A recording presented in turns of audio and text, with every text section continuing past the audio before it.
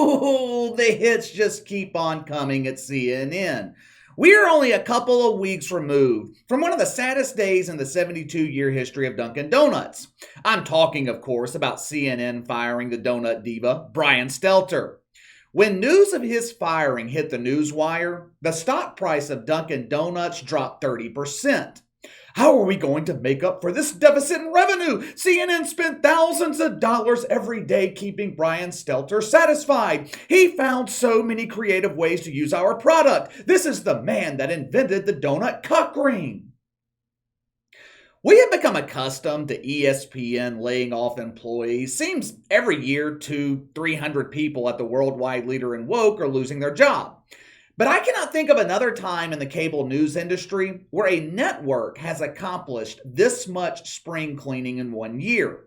WNBA dumps throughout the Northeast from Washington, D.C. to New York City. They are being filled with former employees of CNN. Hell, I'm going to have to create a cemetery on this back wall. I might have to add another shell so every day we can remember these fallen comrades.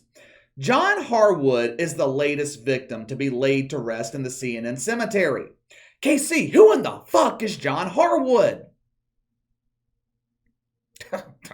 I had the same question. When I first saw the name, I thought he was a dump defender in the WNBA. Since February of last year, John Harwood was the White House correspondent at CNN.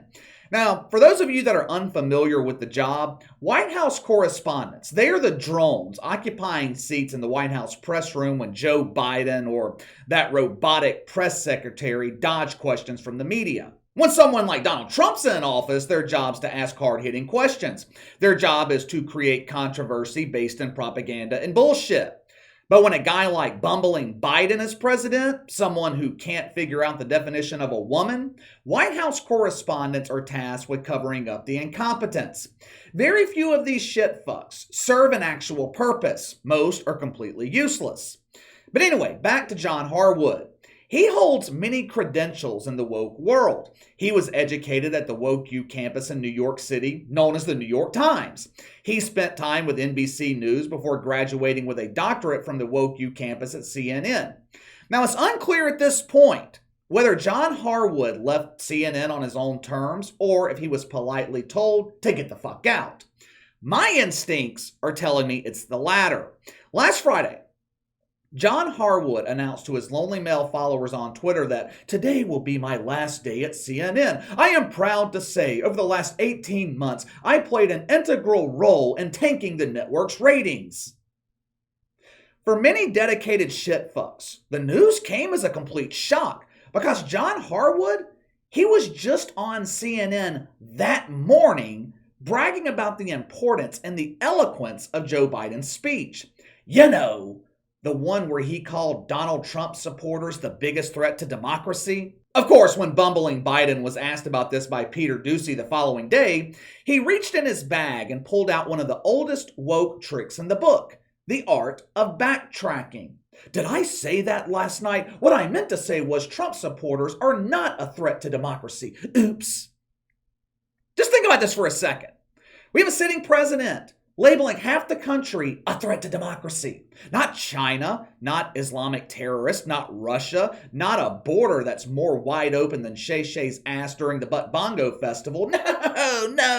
No. Those are not threats to America. Those are my friends. They keep my bank account inflated. The biggest threat to America is the 80-year-old Vietnam vet wearing that fucking MAGA hat. John Harwood went on CNN Friday morning to do what he thought was his job, covering for bumbling Biden's incompetence. Watch for yourself. Well, look, they are standing by the message that President Biden offered. Of course, it was a political speech. We're in a midterm reelection year. The issues that he's talking about are inherently political. But I think it's also important to say that the core point he made in that political speech about a threat to democracy is true. Now, that's something that's not easy for us as journalists to say. We're brought up to believe there's two different political parties with different points of view, and we don't take sides in honest disagreements between them. But that's not what we're talking about. These are not honest disagreements. The Republican Party right now is led by a dishonest demagogue. Many Republicans are rallying behind his lies about the 2020 election and other things as well, and a significant portion or a sufficient portion of the constituency that they're leading attacked the Capitol on January 6th violently by offering pardons or suggesting pardons for those people who violently attacked the Capitol, which you've been pointing out numerous times this morning. Donald Trump made Joe Biden's point for him. You see, John Harwood thought he was doing the job he was hired to do. And in his defense, when he was hired, that was most likely the case. But there has been plenty of warning about the new direction CNN is supposedly going. And I say supposedly because I am still not convinced, and I'll show you why in just a second. Chris Light, John Malone, the two men calling the shots at CNN, they want their on-air pundits to be less about partisan politics and more about delivering hard news.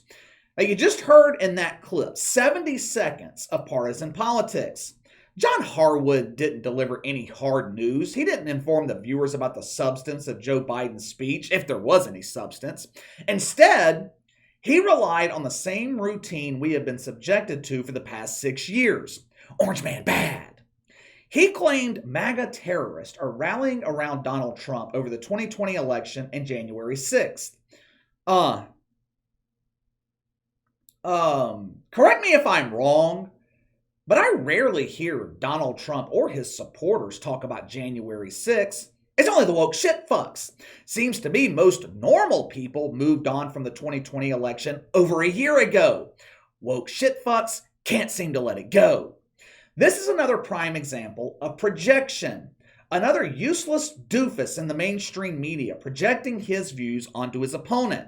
That soliloquy from John Harwood, it was given around 10 o'clock on Friday morning. Less than an hour later, he broke the hearts of his lonely male followers by announcing it would be his last day at CNN. Do you understand now why I say he was fired? Am I supposed to believe he gave his nice little soliloquy on the air and then called management and immediately quit his job? When I plugged that information into my woke bullshit meter, the damn thing burst into flames. That's some good bullshit, but that is exactly how the mainstream media is presenting the story. The media is pretending there is a massive walkout along with a massive boycott from viewers of CNN. Headline this morning at Newsweek: Boycott CNN calls grow as viewers fear network is shifting to the right. In the article, Newsweek claimed Brian Stelter walked out of CNN after they canceled reliable sources. Okay. All right. I mean, that's like the divorced husband and wife arguing over who broke up with who. In the end, it don't matter. The relationship is over. If claiming he broke up with CNN makes Brian Stelter feel better, if it boosts his confidence, fine, go for it. God knows the donut diva needs all the confidence he can get. If I looked like a donut-devouring roly-poly, I'd be trying to boost my confidence too. Boycott CNN was trending Friday night in the Virgin Emporium. Twitter had to issue additional purchase orders of hand lotion and Preparation H to meet the demands of their users. Check out some of these tweets from the Butt Brigade. We'll start with some shitfuck named John Cooper. Fuck CNN. They renounced their membership to Woke United Methodists. They want to cover factual news. How can we further the agenda by giving viewers the truth?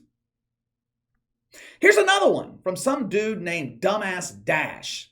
Even as CNN breaks a story, don't give them credit. Don't reward a fascist network. It is time to starve CNN of revenue and ratings. Couple of interesting points here. Number one, CNN is already starved for ratings. No one's watching the network. The majority of their programming falls outside the top 50 on cable. Thursday morning, the day leading into bumbling Biden's big speech, New Day drew 290,000 viewers. Yeah. A program on CNN easily beaten by the WNBA dump in the ratings. But let's address this fascist remark from Dumbass Dash because there seems to be a lot of confusion about what constitutes as fascism. Shitfucks like to label Donald Trump a fascist because he put America first. That is not fascism. It's common fucking sense. Fascism is when an authoritative government colludes with big business to regulate and control the population. Who does that sound like? Oftentimes, when Hitler would speak in Germany, he would give his speech in front of a dark red backdrop. Check this out. This is the backdrop of Joe Biden Thursday night. Again, who resembles the fascist here? Another example of these shitfucks projecting their ideology on the rest of us. Joe Biden's speech, it was carried by almost all the major networks, but only one network took it upon themselves to make modifications. CNN. I just showed you the real backdrop. This next clip, it aired live on CNN. Pay close attention to the backdrop, particularly the right side. Notice how it slowly changes from dark red to pink. Roll the film. Democracy endures only if we, the people, respect the guardrails of the republic. Only if we, the people, accept the results of free and fair elections. Only if we, the people, see politics not as total war, but mediation of our differences. Democracy cannot survive when one side believes there are only two outcomes to an election. Either they win or they were cheated. And that's where the MAGA Republicans are today. You mean to tell me this is the network that is leaning to the right? This is the network that is catering to what the woke call a threat to democracy? Seems to me nothing has changed at CNN. Sure, they fired a few bums. They trimmed their donut budget. They're trying to find a White House correspondent who will actually report the news. I'm sure their next move is getting rid of the lemon. But clearly, firing on-air talent is not going to be enough. Behind-the-scenes staffers at CNN are infected with the woke fungus too. Things are going to get worse before they get better. That is, if things ever get better at CNN. Like I told you guys before, this is a network without an identity. They're not appeasing the woke army. Brigadier General Shannon Sharp, he is leading his soldiers to boycott CNN. They're not appeasing normal people because most of their programming is still agenda-driven garbage and propaganda. Chris Light, John Malone are in for a fight. This is the reason you do not allow this to happen in the first place. Once you're infected with the woke fungus, it is damn near impossible to eradicate it. In most cases, the end result is always the same. Extinction. We will see if CNN's able to survive, but let me know what you think. The woke turn on CNN, boycotting the network. John Harwood, was he fired or did he leave on his own terms? Give me your thoughts. Sound off in the comments below. Make sure to smash that like button for me. If you're not already a subscriber, go ahead and subscribe to the channel. Normally come with 2 videos each day during the week, but I got to do the Labor Day thing with the family today, so we will be back to our normal routine tomorrow. You can contact me by email at btlkc84@gmail.com, KC_BTL84 on Twitter. See you guys tomorrow.